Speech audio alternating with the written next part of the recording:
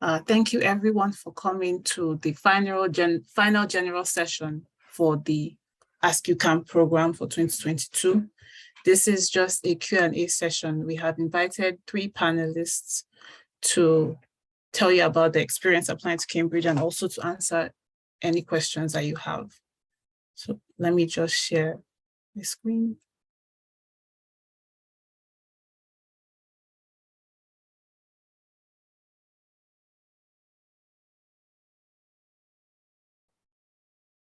Yeah, so the 3 panelists we have invited is Abel Wilson Walekhwa, Chunzu Nachube Chiumba, and Raymond Owusu.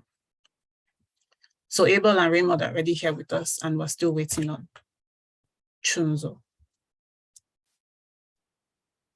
Before we start the session, I want to talk about a few housekeeping points. So first of all, it is about 3 weeks to your deadline. So the deadline of the funding deadline is 1st of December. And we have promised that we're going to provide application fee payments to a number of you. So I think that has been sent around, but we need you to fill out the application request form before the 25th of November, with the understanding that you are giving us the right to log into your application and make the payment on your behalf. And once we make that payment, we're going to submit your application. So I need to stress that your application needs to be ready by the time we are paying for the application, because we're just going to click the submit button for you.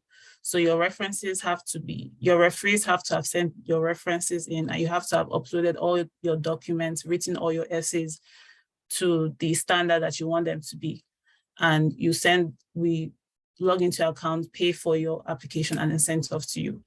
You also need to be aware that some countries, people from certain countries are eligible for application fee waivers. So it is your responsibility to check that you are not part of those people that don't need to pay an application fee, so we don't have to pay for people that don't need it. And yeah, that's all. So the first thing we would do is have our panelists introduce themselves. We would love if you could tell us what you do in Cambridge, what made you want to apply to Cambridge, and how did you find the application process, as well as what is one thing that either you wish you knew or that you did during your application that really helped you. So if Abel could start us off, that would be really helpful. Thank you.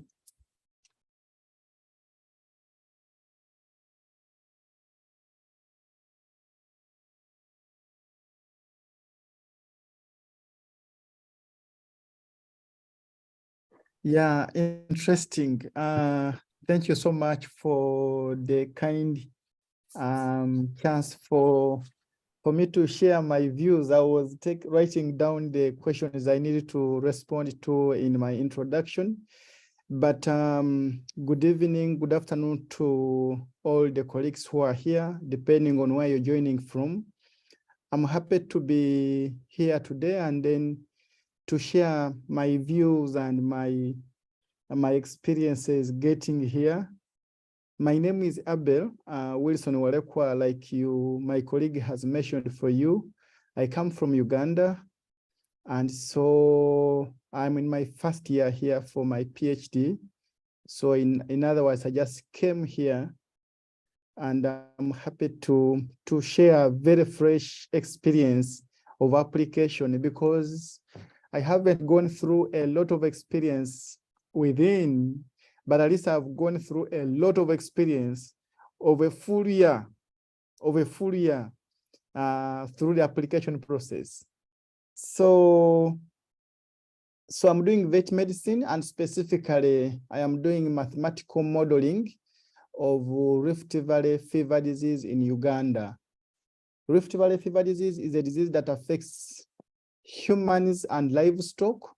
And so my area of interest is diseases that affect humans and animals. So I want to stand in the middle there and make a contribution moving forward. my background is in public health, and so I've done a lot of work in public health before crossing into vet medicine. I just want to emphasize to colleagues who are joining that for a PhD, the focus shouldn't be on the course that maybe you're applying for. That is just a narrow view. The big view is the topic that you intend to research on for 4 or 3 years. So the topic matters a lot, and I just want to emphasize that. What I did that helped me to get here is that I got to know of a lady who was here for her PhD. She's called Dr. Valentina Ndolo.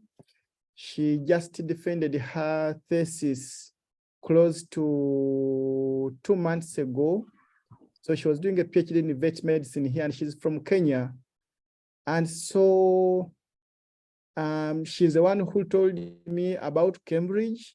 She's the one who built my confidence to apply in Cambridge.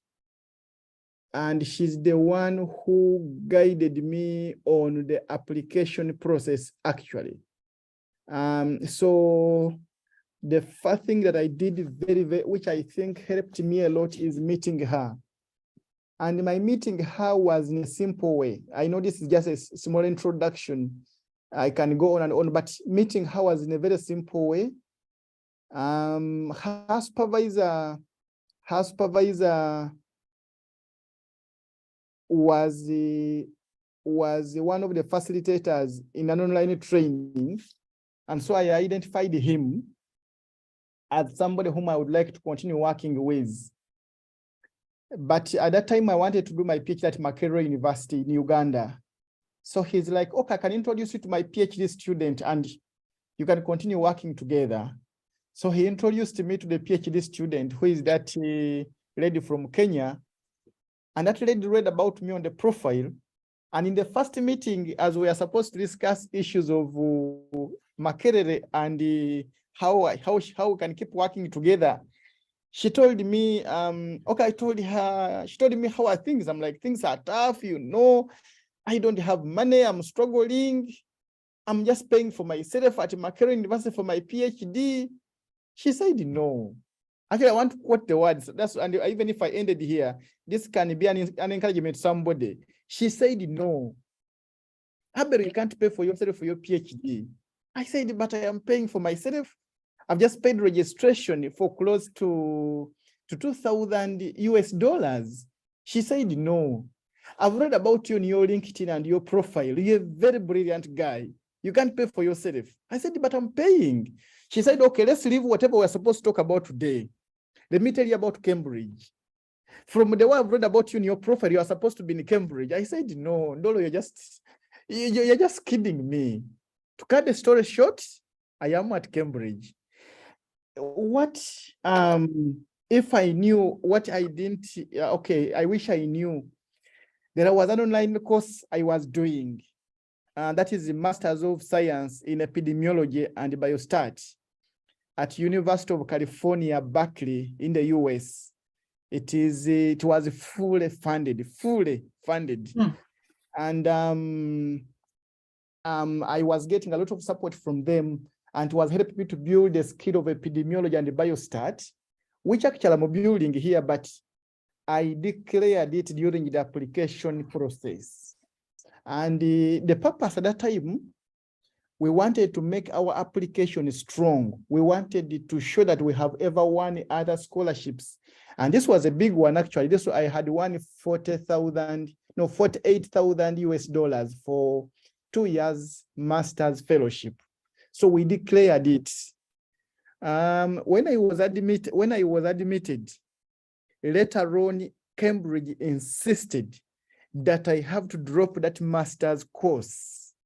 So one of the things I regret, if I knew, I wouldn't have declared that master's program, because it was online thing, and I could able to do it here because my PhD is by research. So I could actually do it when I'm here, even when I'm at Cambridge, but I was forced to drop it, which I did 1.5 months ago. no, I think 2 months ago, and it was a tough decision, I should say. My supervisors in California nearly shedded tears. They didn't want me to go. So I just want to stop there. And that's the biggest thing I wish I knew I wouldn't have done. Yeah. So, yeah, thank you so much for that. So when you said, just out of curiosity, when you said like declared your master's, is it to like let the university know that you were doing the master's? Oh. Yeah, okay. During the personal statement and during the CV, I stated it. And okay. We were hesitant.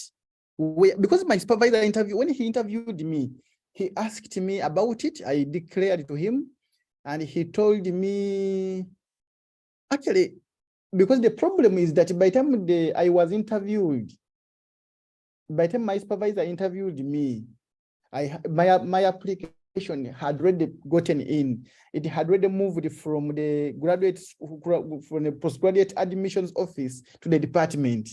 So he's like, I'm afraid that this may be hindrance, but if they don't see it, move forward with it, I will protect you.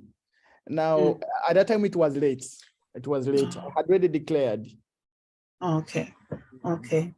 Yeah, thank you. One thing you said that struck me was how the lady, Dr. Valentina Angolo, that you had, because of your connection and how she coached you, that it really helped with your application.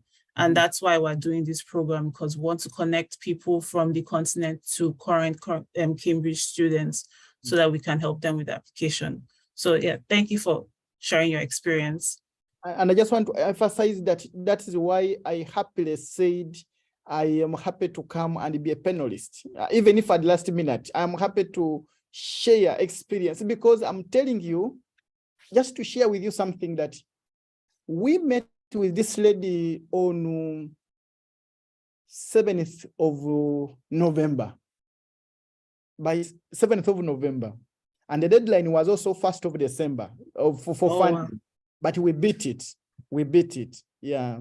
So I wish I had maybe known earlier. I wish maybe we had like these programs you're having. I wish I knew of them early. Maybe I would have done it more better. Yeah. Thank you so much. Yeah. So Raymond, are you happy to go and just tell us about yourself, what you study, and why you came to Cambridge, and one thing you wished you knew during your application as well. Thank you for having me once again. I'm Raymond and I'm from Ghana. I'm studying MPhil Development Studies here. Sorry, is it possible for you to turn on your camera? Or if it's not good, it's fine. Hold on just a minute.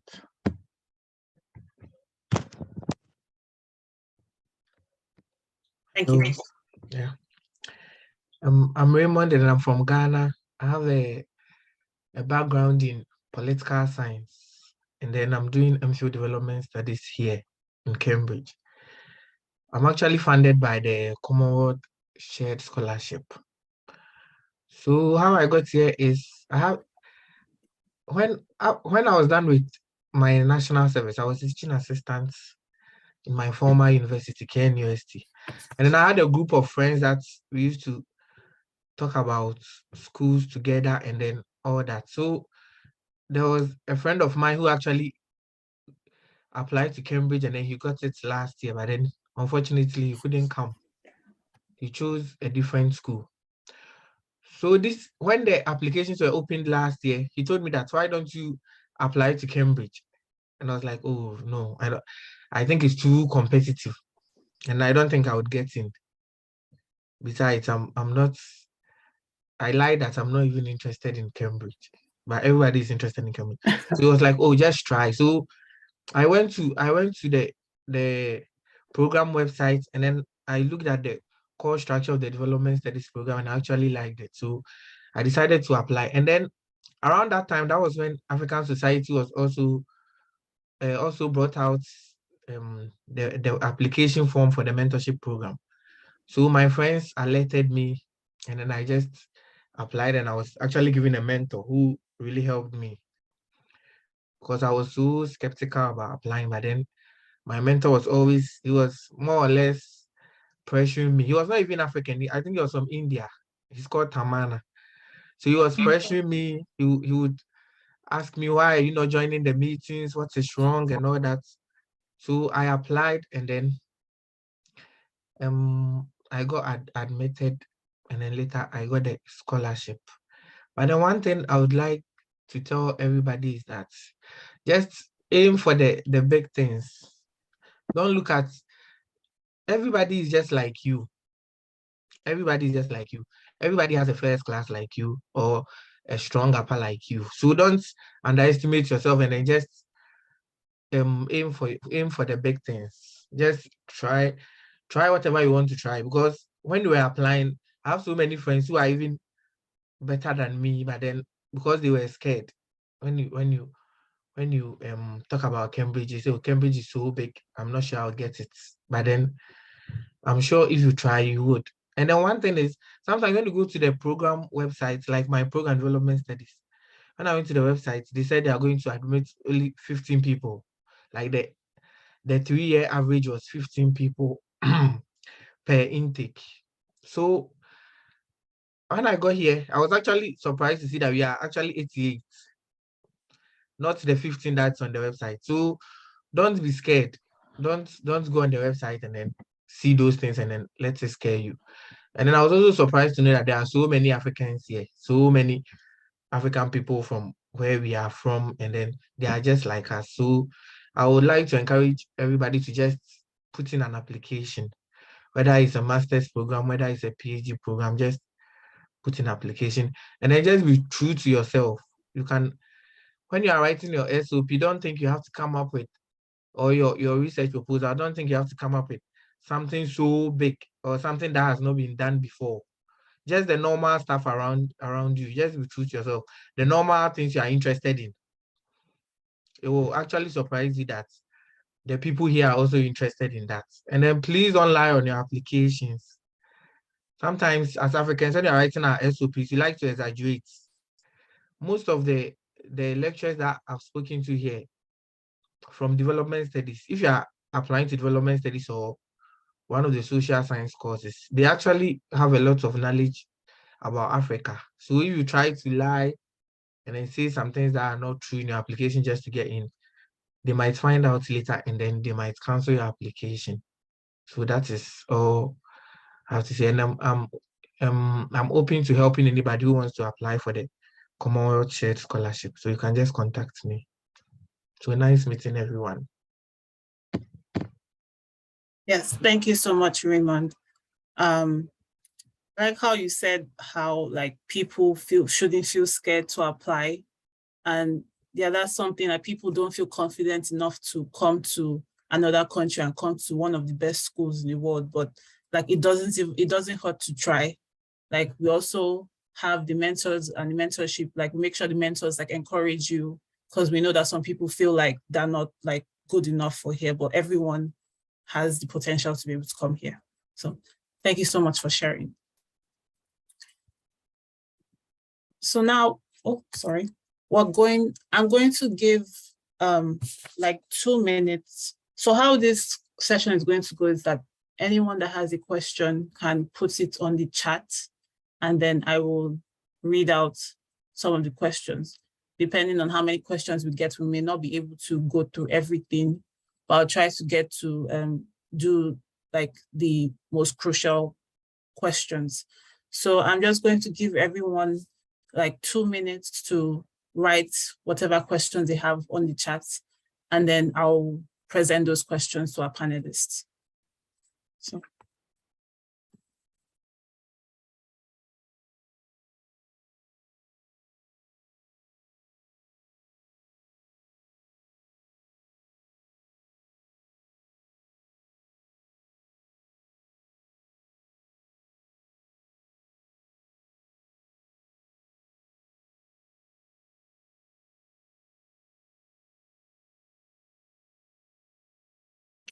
Also, it looks like one of our panelists, Chunzo, hasn't arrived yet. So hopefully when they come in, they could do that introduction. But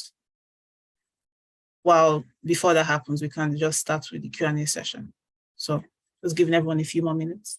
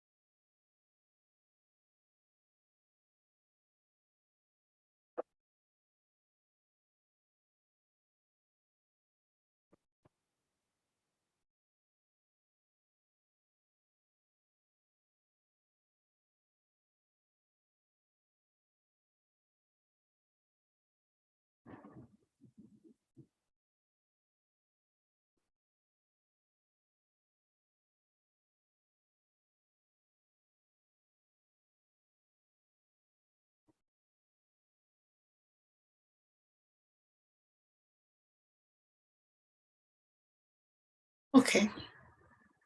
So I'll make a start on the questions already on the group chat.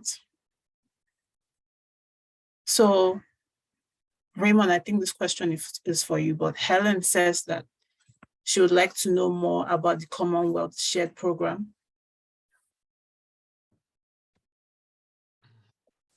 Okay, I don't know so much about the program for other courses, but then I can talk about it in general. So the Commonwealth Shared Scholarship Program is a joint scholarship program between the Cambridge Trust and then the Commonwealth Scholarship Secretariat. So what actually happens is it's actually a fully funded scholarship. So what happens is the Commonwealth will take care of your school fees, and then Cambridge Trust will also pay for your stipend, and then your yes, those things, stipends, and then your allowances. If you want to go for a conference, those tiny stuff. So there's actually, I'll try and get a link and post it in the comment section. There are so many schools that actually have this partnership with the Commonwealth Secretariat. So what happens is that there are 6 teams which revolve around SDGs. So each school will choose a number of courses that they want to qualify for the shared program.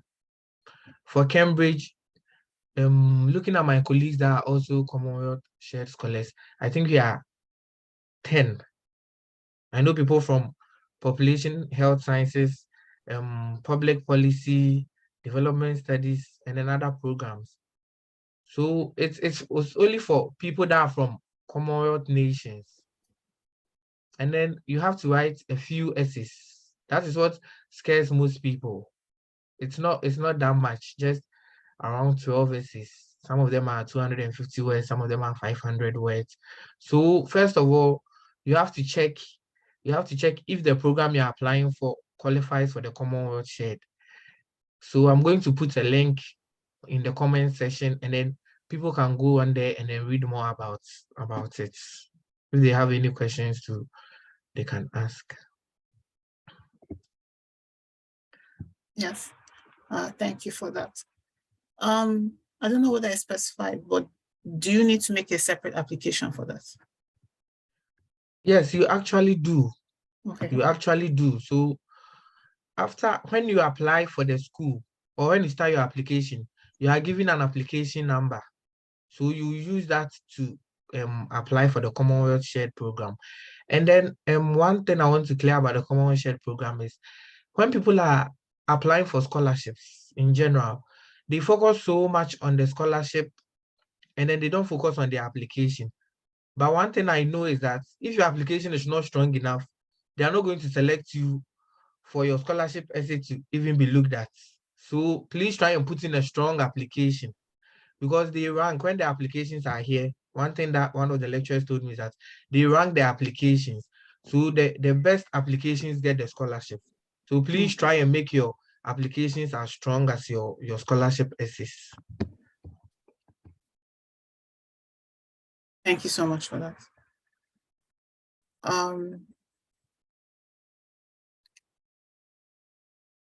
So Udzai says, I am applying for an MPhil for education, arts, and creativity, and it is research-based. I did not write a research proposal on my application. Do you think it will weaken my application? And I know it's not the same field as you, Raymond, but you're doing an MPhil as well. Is yours research-based?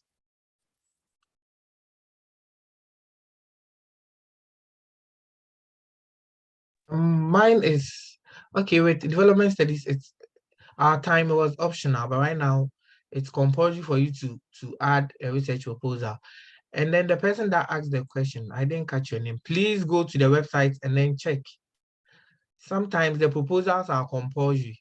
And then if you don't add a proposal, it means that you don't even meet the criteria. So your application might not even be considered. So if it's not too late, if you've already sent your application, you can try and talk to the people at the program administrators, and try and see if they will let you send the documents via email or something like that. Yes, thank you. So Jude, Abel is putting nice resources on the chat, so everyone can have a look at those. Thank you for that, Abel. So Judith says, seeing that people in the life sciences can apply for 3 courses at the same time, would I need to write 3 GATE SOPs, statements of purpose, or would my referees need to write different references for different courses?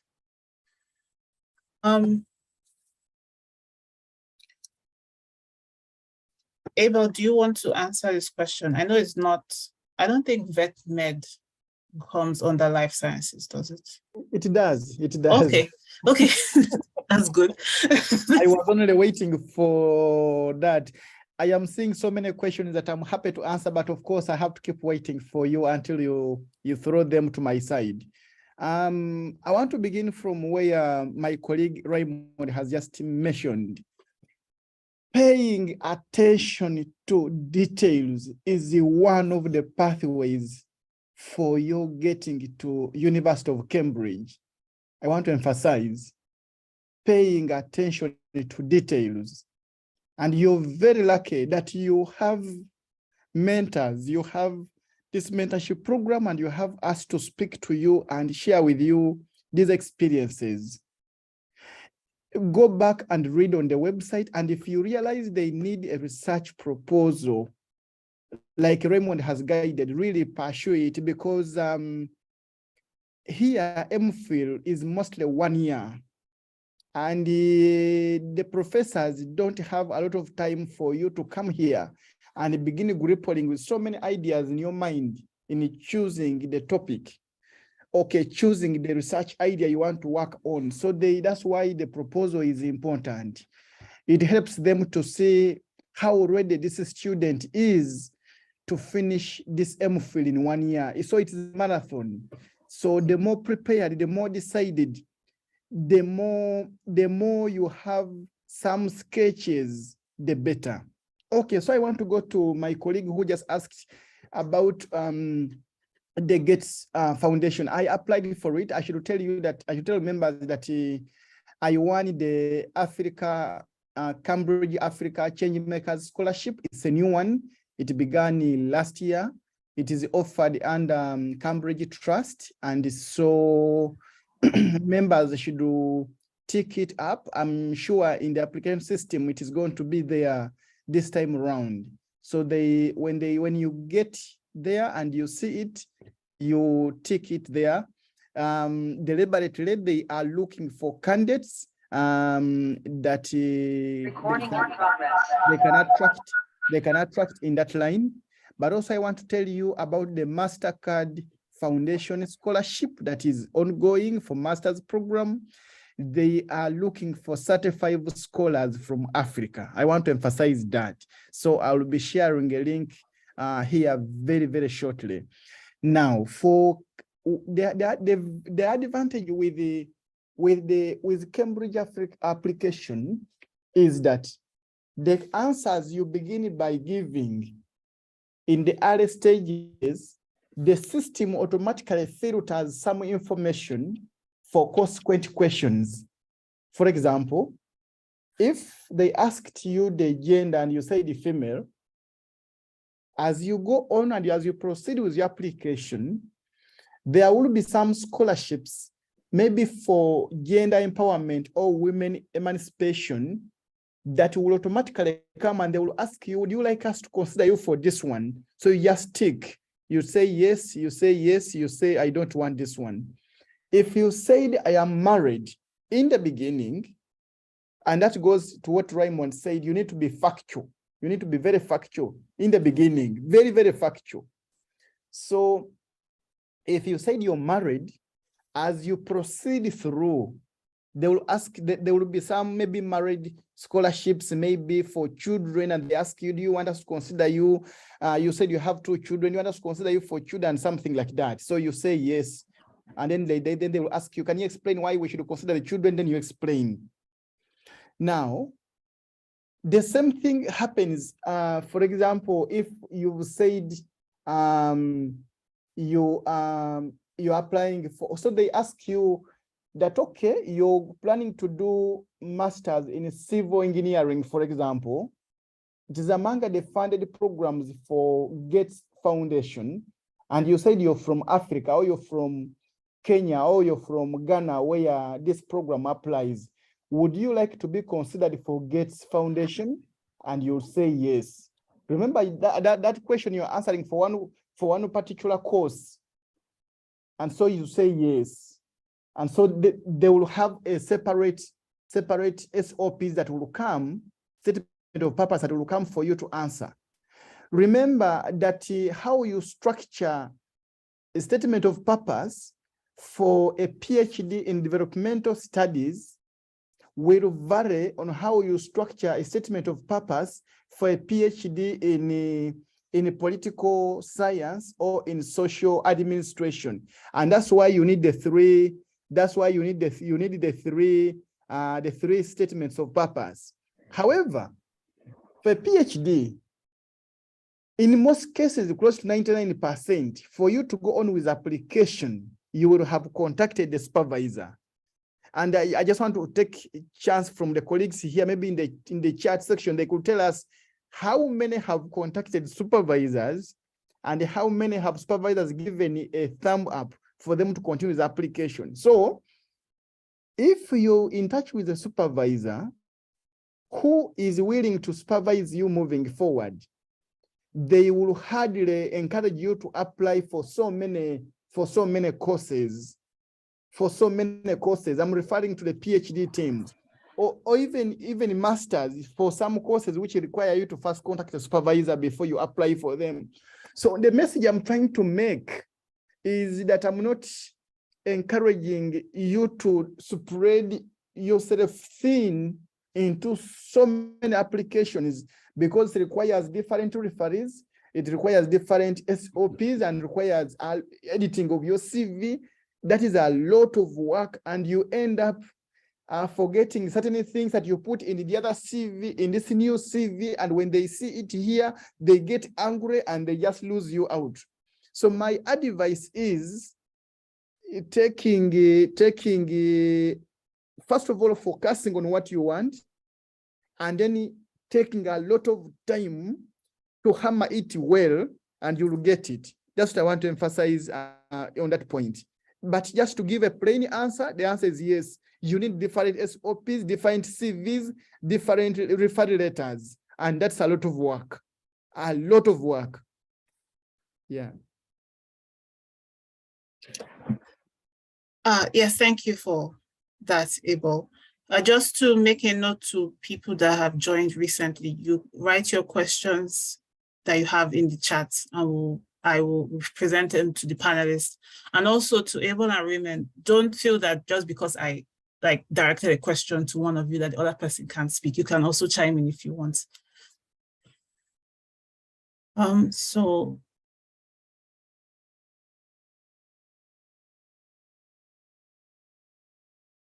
So people are asking about the application fee waiver. I've just put in a web page on the chat that takes you to where you look at that.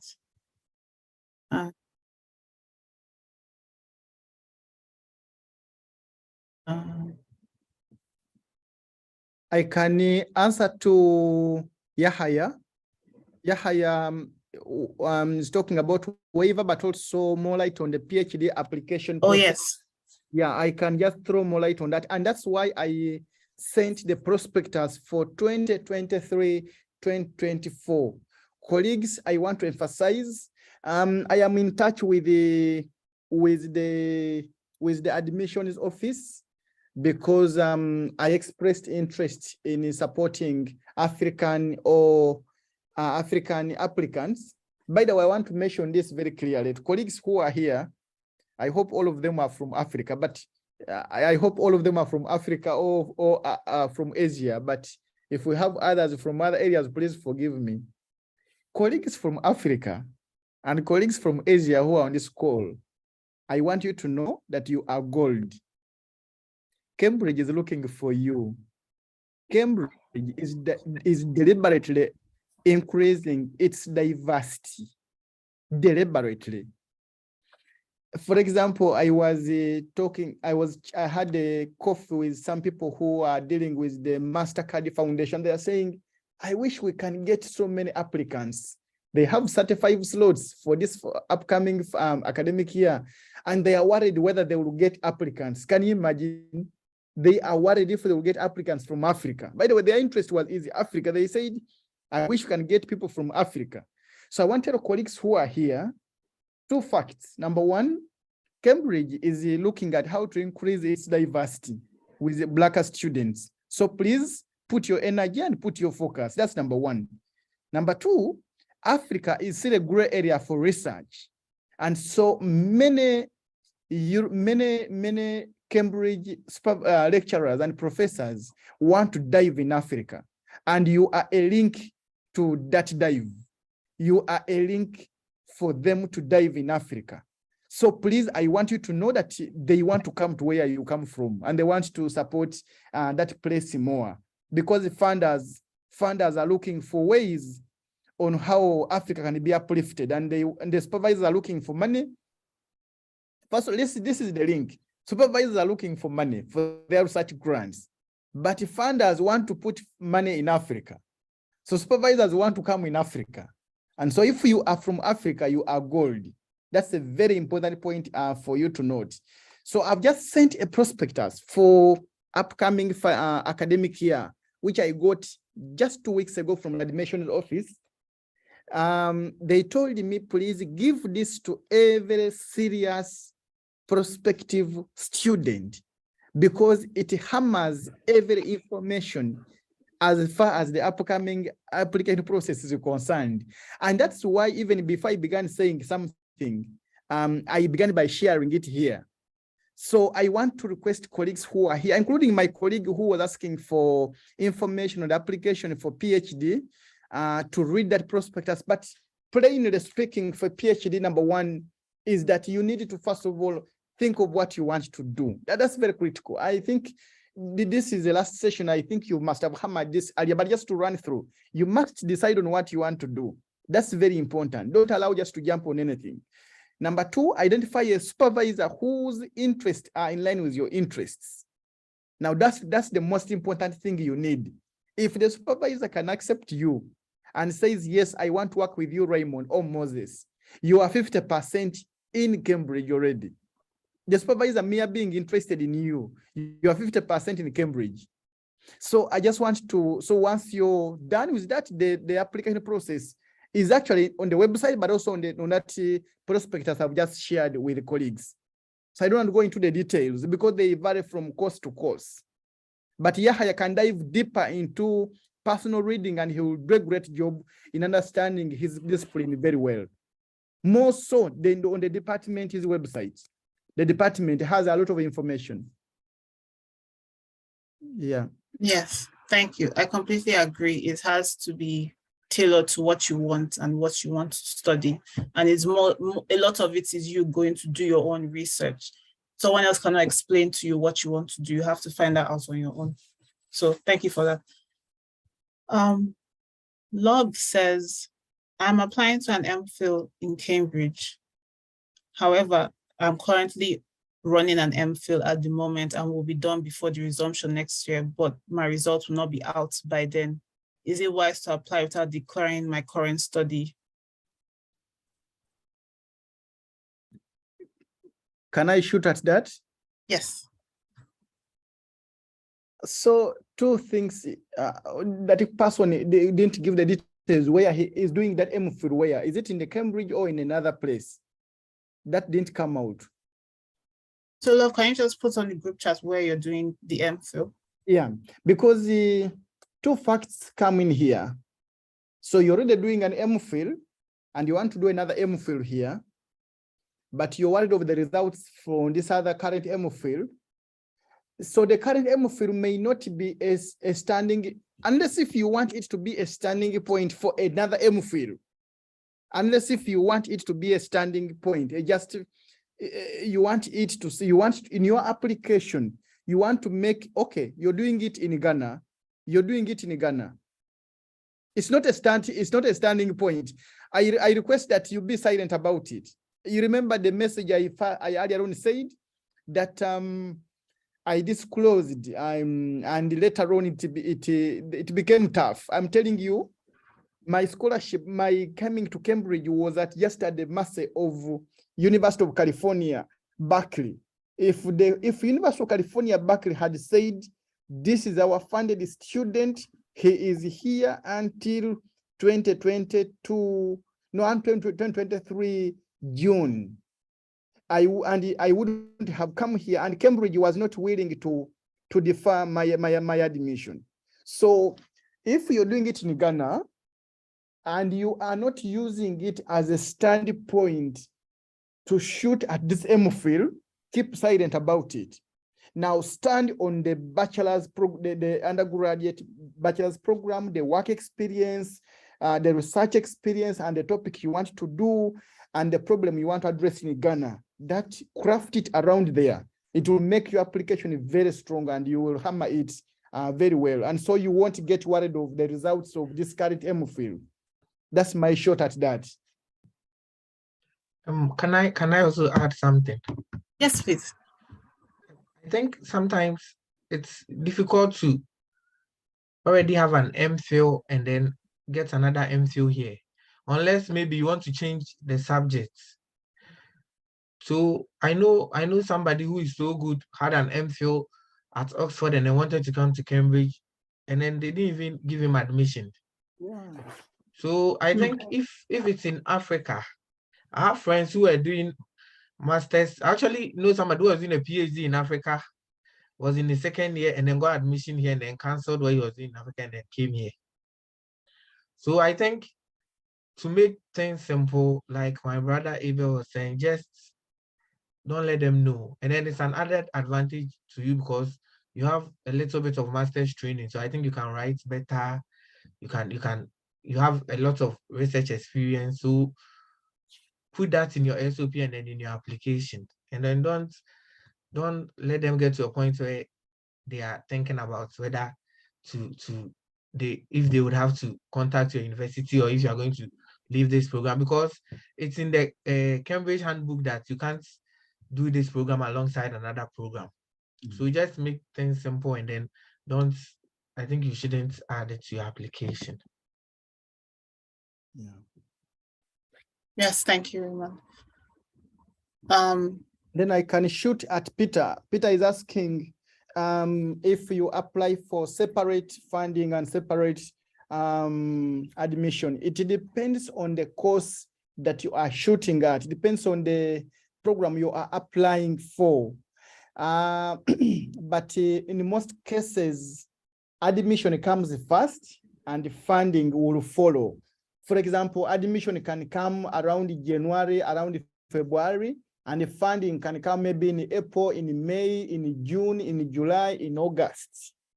So depending on the funding scheme that you are applying for example, when I was in the system, a number of funding schemes came to me. One of them was the college. Since I had ticked that I'm going to be at this college, that college has a funding scheme for postgraduates from Africa. So they told me, since you've clicked, you want to be in this college, there is this funding scheme. Do you want us to consider you? I said yes.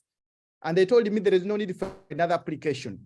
Then the same to Cambridge Trust. They told me Cambridge Trust is willing to support researchers and students from Africa or from marginalized countries. Uganda is among the areas. And since you listed Uganda as your country where you come from, would you like us to consider should there be any scholarship at Cambridge Trust? I said yes.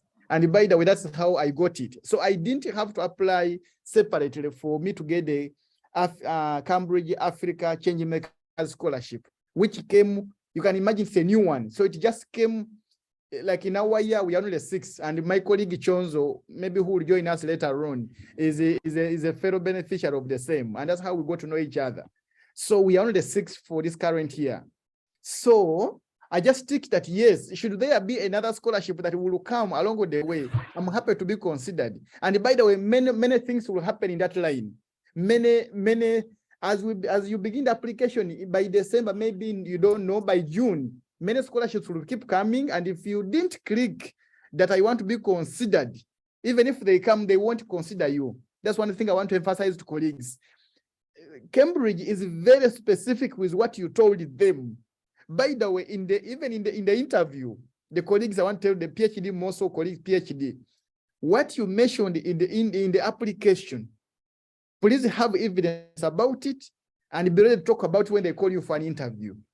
So even the system is automatic. The system will be generating updates, reports, it's well synchronized depending on what you told them in the beginning. Yeah. Thank you. So Raymond, there are a few more questions on the Commonwealth shared program. So someone has asked if the application is open. I just Googled it and it says the deadline is 13th of December. Yeah. So Abdullahi, if you want to look up, you can just look that up online. And Love is asking, does the Commonwealth scholarship need to be declared on the Cambridge application portal that you're applying for it? Yes, it has to.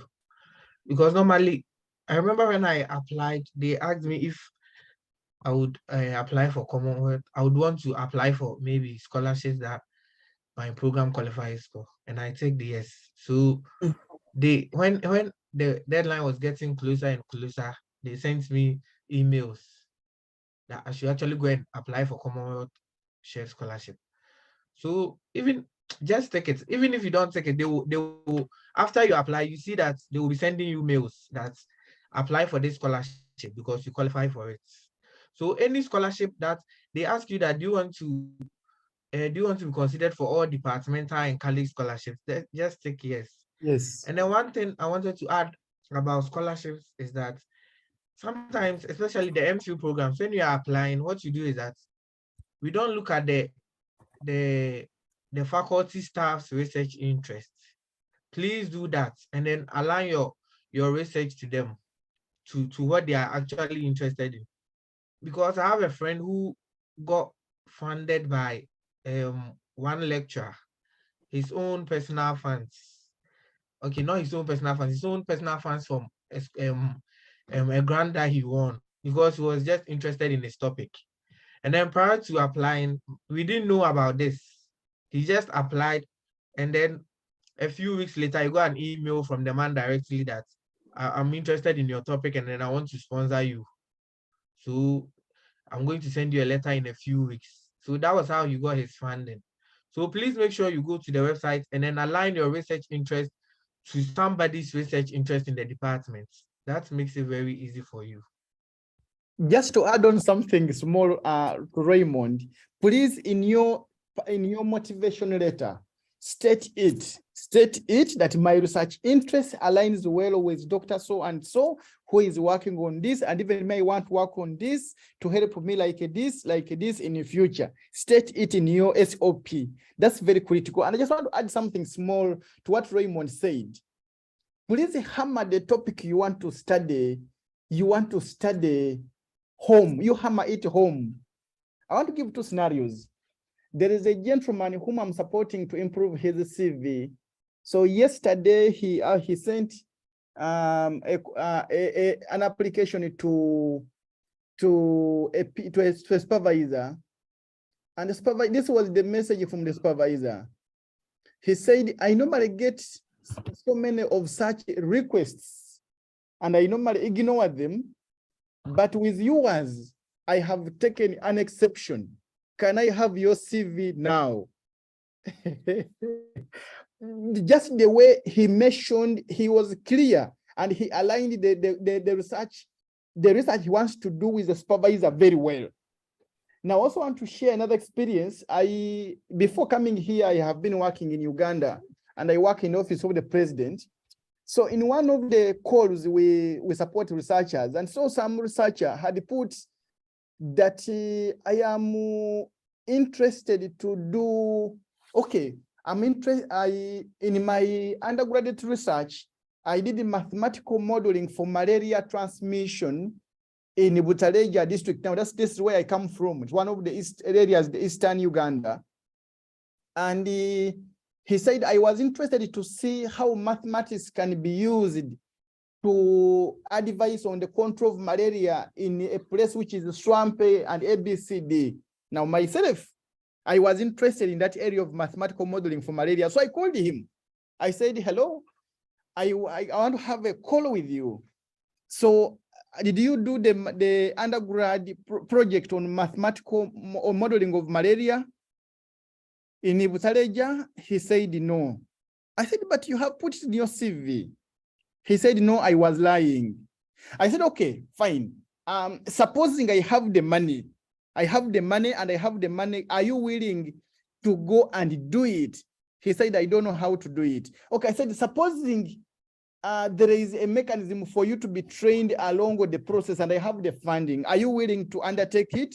He said, no, I don't know what to do and I'm not ready. Can you imagine? Can you imagine what you put in your CV and you can't defend it? So I just wanted to add that point there. Yeah. Yes, very true. Thank you. So is asking about the Chairman Standard Chartered Bank Scholarship. I don't know if any of you are familiar with it. Yeah, I'm familiar with that. Okay. And the African Standard Bank Chairman Scholarship, I think is sponsored by a bank, Stanbic Bank in Africa. So it's just like the Commonwealth share, it's fully funded. But I think at Cambridge there are specific courses that qualify for that. So Okay. if you are applying for, if your course qualifies, then you can apply for that as well. I know that it's at LSE and then it's here too. So check. Don't just apply for the scholarships because you've heard it's fully funded. Sometimes they have these eligibility criteria and all that. Please check that. You don't want to apply for a scholarship that is not related to the course that you do. That is why when you're applying and then they bring the list of scholarships, there is a link attached that you can click and actually go and read about the scholarship. So please don't just take any scholarship anyhow, because be mindful that somebody is going to look at your application and you don't want the person to be irritated. You might have good stuff in there, but if the person looks at how you've gone about your application, the person might even get angry and then will decide to throw it somewhere. So please pay attention to detail. I think Abel has already emphasized that. And then every scholarship that you qualify for, just apply for it. Yes, thank you. I've just sent 2 web pages on that scholarship. So, Amiraku, you can have it read through. It's also on the Cambridge Trust website. And yes, I agree with what you said, that you have to make sure that you take your application seriously. And also, these people reading applications are reading maybe thousands of applications, so they don't have time. If there's like something that doesn't like add up or make sense, they can just say, okay, this person is not, like, they have to read thousands of applications, so they don't have time to try and understand like what you're trying to say. You have to make it easy for them and to understand, and also make it, you don't want to put them off by what you're saying. Because if you're making like not straightforward statements, they don't like that, and they will just throw your application away. Just to add on something there, I'm encouraging colleagues to have the message early. I mean, don't write 2-3 paragraphs and hide the message in paragraph number 5 or paragraph number 6. Just what my colleague is trying to emphasize here. Hammer the message in paragraph number 1. So because there you are encouraging, you're capturing their attention to continue reading other paragraphs of your work. Don't delay to hammer the message home. And what do I mean by saying hammering the message home? Hammer the research interest clearly, hammer the topic you want to do clearly, align with the supervisor who aligns with your work early enough, and they hammer the research lab, the research capacity of Cambridge that will help you to achieve that topic or that research project. Don't bring that message later on. Don't. You'll meet, they will throw your work away, yet the message which is good is in paragraph number 5. Yeah. Yeah. Can I add something to? Yes. Please try and be consistent too, because sometimes you would be asked to write maybe different essays for different purposes, and then here we see you talking about maybe food insecurity, and then here you are talking about climate change, and then you don't bring any link. So if you are trying to talk about different things in different essays, please make sure there is a link.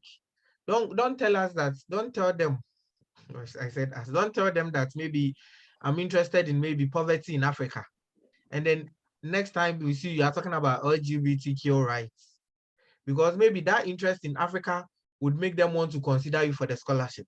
And then when they go and read your scholarship essay, you are talking about something else. So please try and make sure your everything is consistent.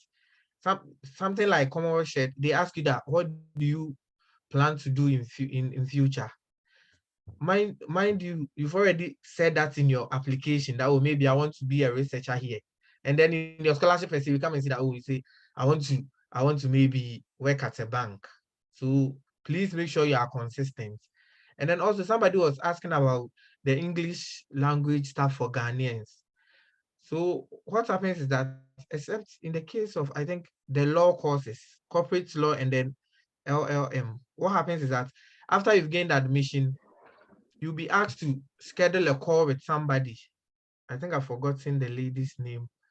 And the person will call you, and then the person will have a chat with you to evaluate your language skills. So the person will just chat with you normally, and then after that, you are done. So you don't have to write IELTS unless the course specifically says so. And I know that it's only corporate law and then LLM that specifically says so for Ghanaians. Yeah. So if not that, you just have to relax and then focus on the application. Just to add on something small there, and colleagues should not get worried about the English language. Among the universities I've applied for, I've found Cambridge as being among the most friendly and flexible university. They are very good. Colleagues, I'm telling you, Cambridge University application is very good. If you put your energy there, you're going to get in by all means. Not because of your grades, not because of words. Once you put your mind there, you will get in. So, like my colleague Raymond has mentioned, that's what happened to me as well. Now, I want to share my experience as well. So I stated in the email, they contacted me by mail that, okay, so we want to assess your English, blah, blah, blah, blah. What do you prefer, a Skype, a Zoom, a call? I said, I want to do a call. Which date works for you? I put the dates. And I even put the phone number for them to call on. You know what? I forgot the date and the time. So I got busy into the work and I was busy working. So from nowhere, I was moving from one worker station to another worker station. So we're on the highway, I saw a call. And that's how I remember that I have an appointment for a call for an English assessment. I was in a noisy place. I was on the roadside. So I don't want you to make that mistake again. Please take note of the appointment that you made. So we had a telephone call. I tried to get into the bush, which was away from the high traffic. And so that's how I was waved off and I was cleared. And it was just a normal chat. So how is it? Tell me, how is home? So tell me, so why are you interested in coming to Cambridge? Okay, so tell me, have you ever booked any ticket online? The way you respond, your accent, your fluency will come out and they will say, okay, this person is able to manage in UK or this person cannot manage in the UK. So I want to encourage Stefan and the colleagues who are here that English shouldn't be a barrier. It shouldn't. Be strong and you will be able to get through it. Thank you so much for that. Yeah, throughout the program, people have had a lot of questions about the English language requirements. And if you look online, the information is very that different stuff you see at different parts of the admissions website. And I and Maisha didn't actually have to do IELTS when we did our application. So we didn't really know what's we didn't have actual experience of using the English Language Center doing IELTS as well. So thank you so much for sharing.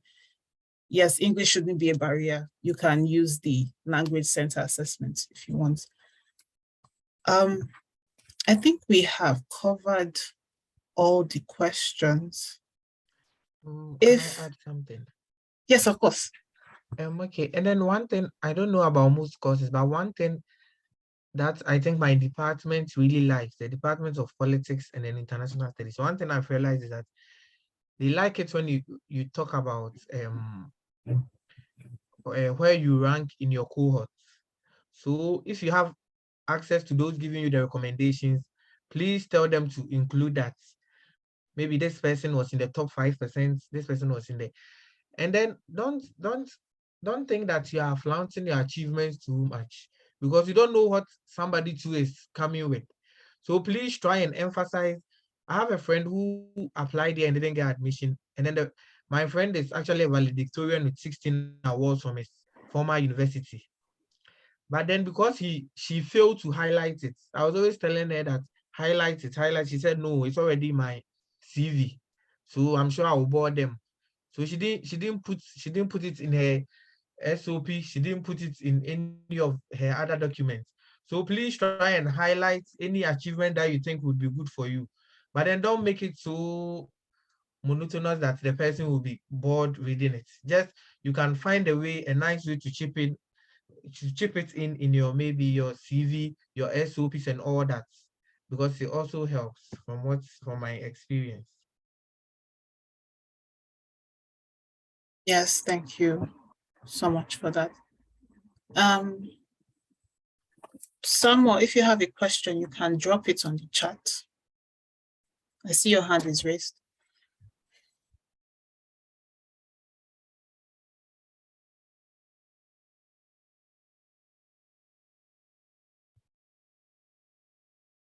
As Samuel is typing in the chat, as he's typing,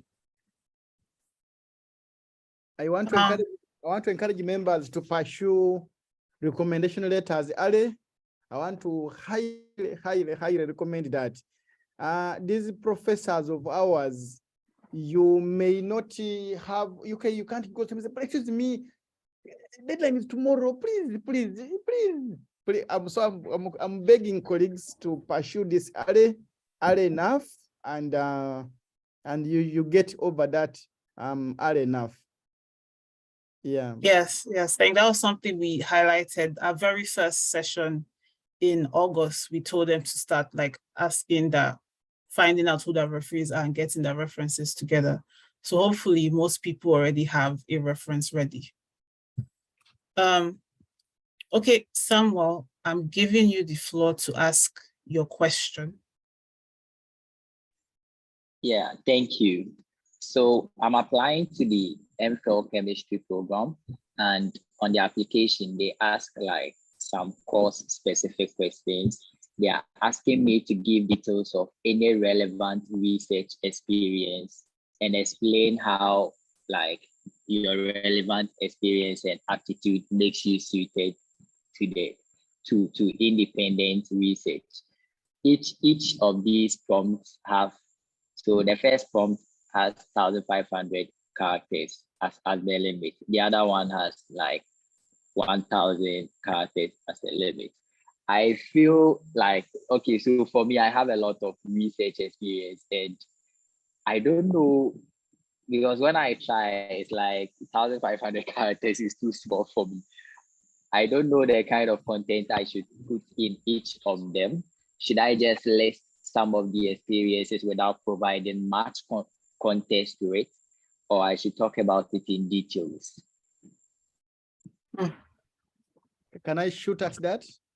Yes, of course. Thank you for your question, Samuel. Yeah, so Samuel, I want to tell you very important skills that you should begin, that this application process is taking you through. By the way, you're learning, and take this as a learning process, irrespective of whether you get in or you don't get in, you are going to learn a skill or skills out of this entire process. And if you get chance and you get in, by the time you get here on 1st of October 2023, you will have learned a lot along the process.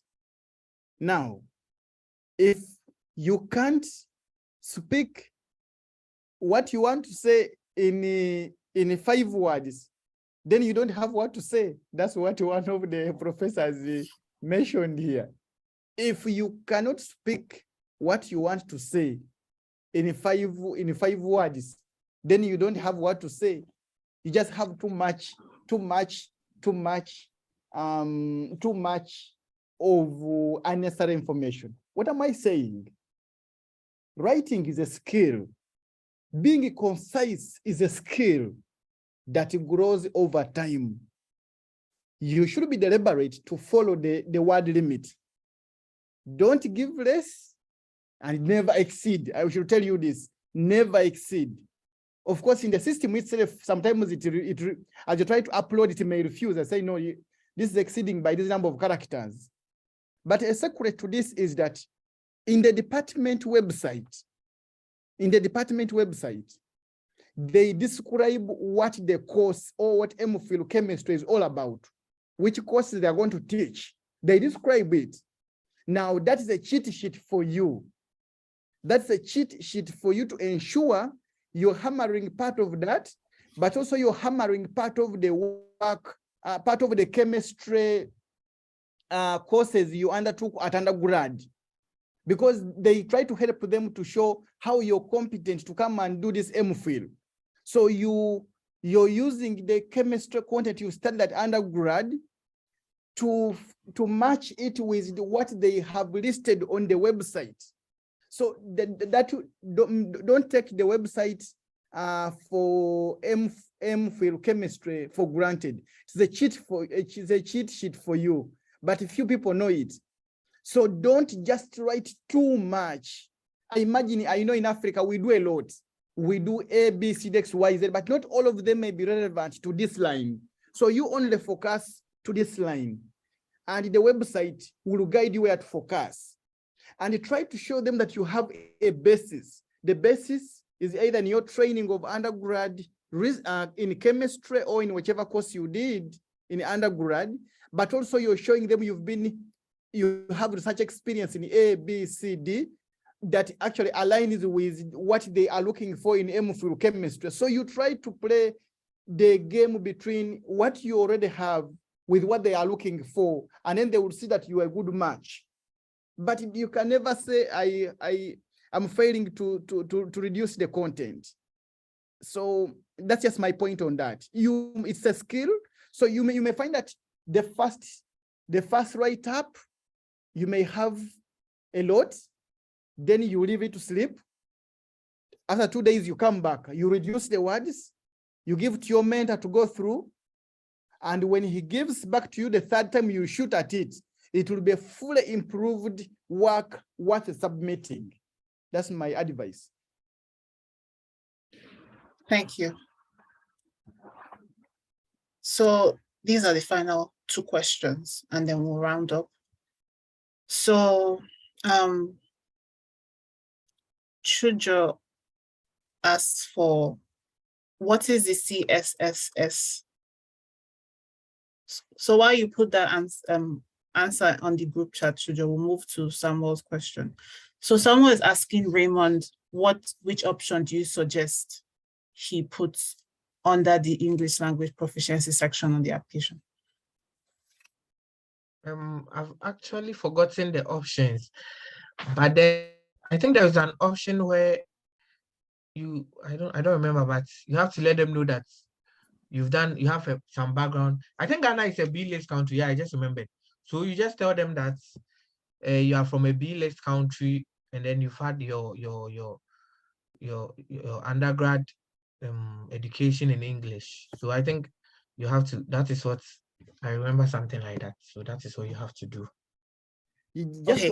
Just to add something small there, when they ask you that, do you think you qualify? Okay, have you done English test? There will be three options there. You either have IELTS or TOEFL. You qualify for a waiver. You're from this country which qualifies for a waiver, which automatically qualify for a waiver, or you think you should be exempted. So you click, I should be exempted.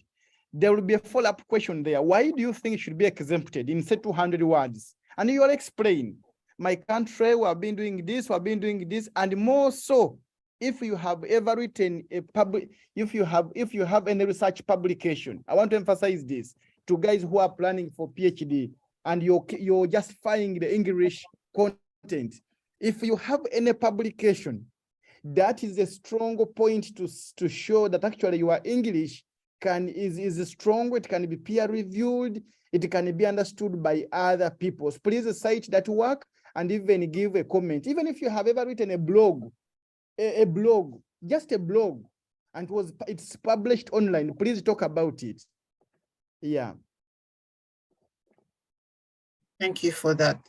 So Chujo is asking for a sample of essays for the CSS, for the Commonwealth Shared Program Scholarship. Okay, normally I've tried putting essays together from my friends, but then it's difficult for people to give their essays out. Very, very difficult. So I think the Commonwealth Shared Cambridge, those of us that are in Cambridge are going to have another seminar where we'll talk about that. We'll delve into that. So if he's interested, I can give him my mail, or he can give me his mail, and then I'll make sure I get him connected to any of us, depending on the program that he's applying for. But then it's very difficult getting people's essays to give out. It's very, very difficult. So those are the options. Which I highly don't encourage anyway. Myself also, I don't. Like today, there is a colleague I'm supporting from Kenya. She's applying for a PhD at University of Edinburgh. Then so she's like, can you give me the outline for your PhD concept, which I gave her? Put this. Like, okay. After giving her, after 1 hour, like, can you send me your PhD concept for me to read it through and I get an idea? I'm like, no, I won't give you, but I'm happy to review what you have written. I told you I'm happy to review what you have written. And I think that should be the message everywhere, because people tend to duplicate whatever you have, which is not a good thing. And it will bring them down. It will pull them to zero. Yeah. Yes, thank you. I think that is all the time we have. Thank you everyone for coming. Thank you so much, Abel and Raymond, for taking the time out today to answer all our questions and to give us tips and guide us in applications. Thank you so much for coming.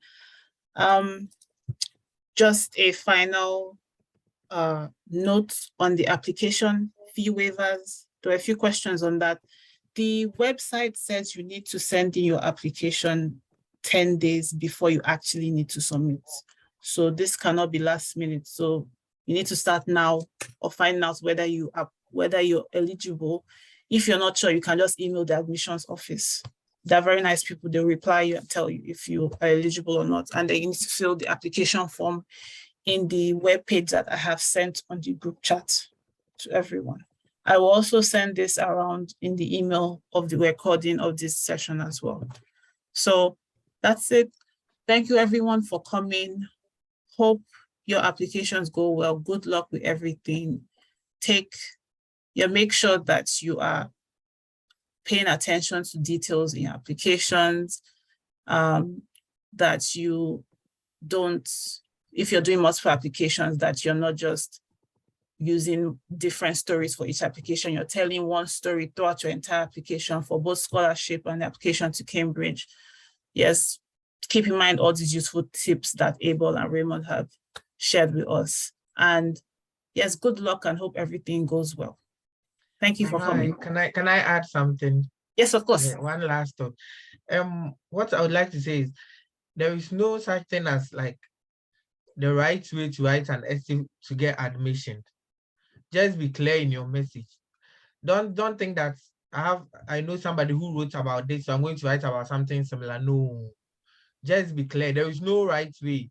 There is no, people say you have to, your first paragraph, you have to write this in there. I've seen people that have turned it around and then they still got admission. So just make sure that whatever you are doing makes pardon me, sense. When somebody reads, the person will understand and trying to get what you are trying to say. So that's what I wanted to add. And nice meeting all of you.